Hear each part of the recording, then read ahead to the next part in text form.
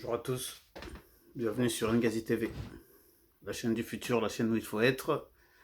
Bon, alors, je sais pas si tout est bien cadré, bon, j'espère que oui. Bienvenue à tous, merci d'être de plus en plus nombreux à me suivre malgré les vacances. Je vois que, voilà, vous êtes quand même toujours aussi nombreux, donc je vous remercie, etc. Voilà, n'oubliez pas de vous abonner, de commenter, etc. Bon, on va parler de quoi aujourd'hui? On va parler d'un braquage. Un braquage survenu où? Survenu à Conflans-Sainte-Honorine dans le 78. Alors, je précise parce qu'il y en a beaucoup qui sont expatriés ou qui sont dans d'autres pays qui me suivent quand même. Je vous remercie d'ailleurs. Conflans-Sainte-Honorine, c'est à 1 heure de Paris, c'est en région parisienne. À 1 heure de Paris, donc voilà. Alors, qu'est-ce qui s'est passé là-bas? Il s'est passé qu'il y a eu un braquage dans un centre commercial Leclerc, braquage d'une bijouterie. Donc, deux individus sont venus, scooter T-Max, immatriculé 93, casqué, cagoulé évidemment. Ils sont partis dans la boulangerie, pardon, dans la bijouterie.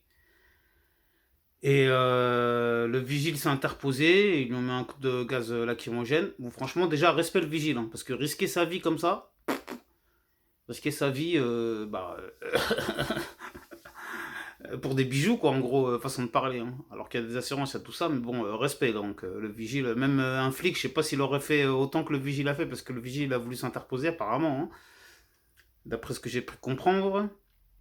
Alors, le vigile, donc, respect à lui, hein, oui, il s'est interposé.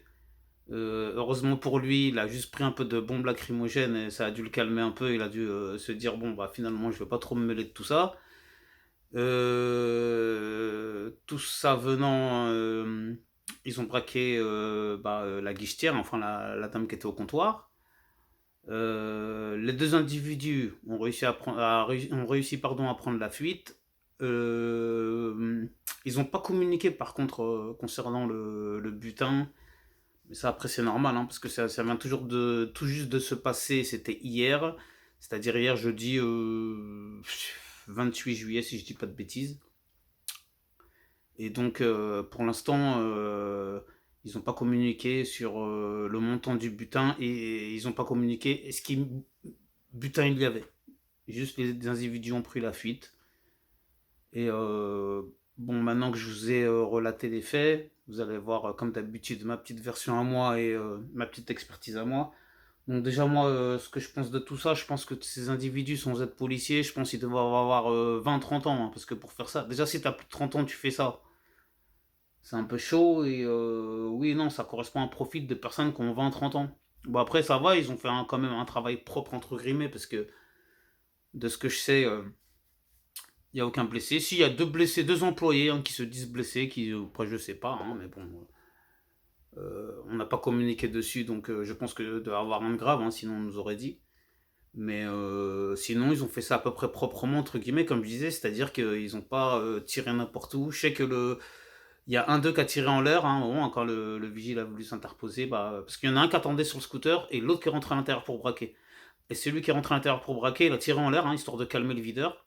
Il a aspergé de bombes lacrymogènes, il a tiré en l'air, et voilà, après je crois que ça a calmé le videur. Enfin, le videur, le vigile, vous m'avez compris. Et d'ailleurs, quand j'y pense, là par contre, on est bien content de les trouver, les vigiles, hein. Bon, bref, c'était une petite parenthèse, hein, c'est bon, on va pas commencer à partir ailleurs. Et donc, tout ça pour dire que, bon, il faut que je parle aussi, parce que des fois, il y a des plus jeunes qui regardent, là, que sont ceux qui ont entre 18-25 ou 18-30 ans. Moi, je vous dis tout de suite, croyez en mon expérience, j'ai plus de 40 ans, j'ai roulé ma bosse, j'ai fait des trucs de dingue dans ma vie. Tout ce qui est braquage, ça paye pas, le deal, ça paye pas, tout ce qui est le... Faut arrêter de croire ça, même si qu'on ait des diplômes ou qu'on n'en ait pas. Bon après, je sais, parce qu'après, des fois, voilà, vous voyez des films comme, vous voyez Scarface, vous voyez Hit, vous voyez... ou même en France, vous voyez des gens comme Redouane Faïd ou Antonio Ferrara, vous pensez, vas-y, ça y est, moi aussi, je vais être dans la légende, je vais rentrer dans l'histoire. Oui, ok, t'es dans la légende, dans l'histoire, mais à quel prix? Parce qu'après, vous savez, c'est quoi le... Est-ce que vous êtes au courant de c'est quoi la, la vie qu'ils sont, la vie qu'ils sont obligés de vivre, quoi? C'est-à-dire de toujours d'être en quartier haute sécurité, toujours de faire des plans d'évasion quand ils s'évadent. Une cavale, ça coûte une fortune.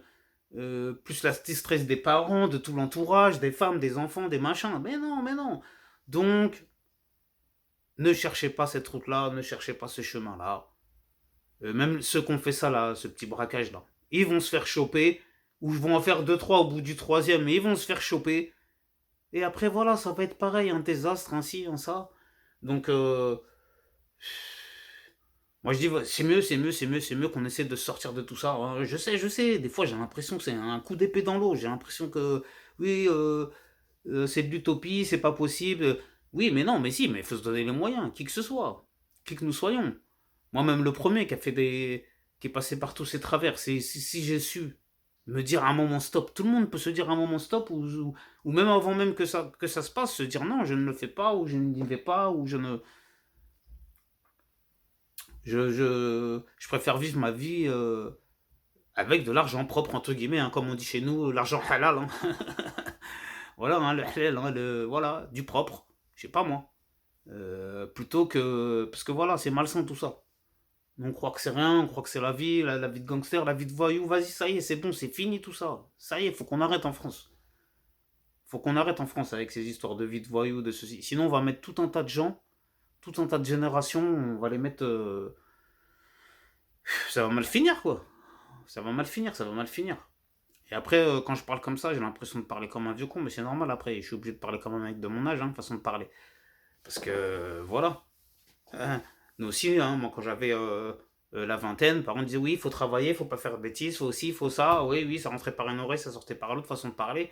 Mais finalement, oui, oui, c'est ce qu'il y a de mieux à faire. Mais même quand on va travailler, il faut le faire proprement. Il faut faire proprement et investir dans son avenir afin d'essayer d'être indépendant financièrement le plus rapidement possible, même si c'est plus facile à dire qu'à faire.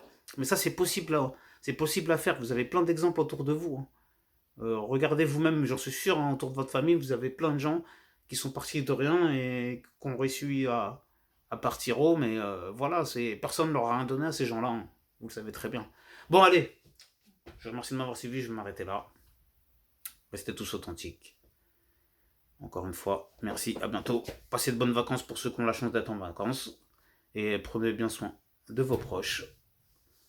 Amen, amin, pas de jaloux. À bientôt. Allez, restez tous authentiques.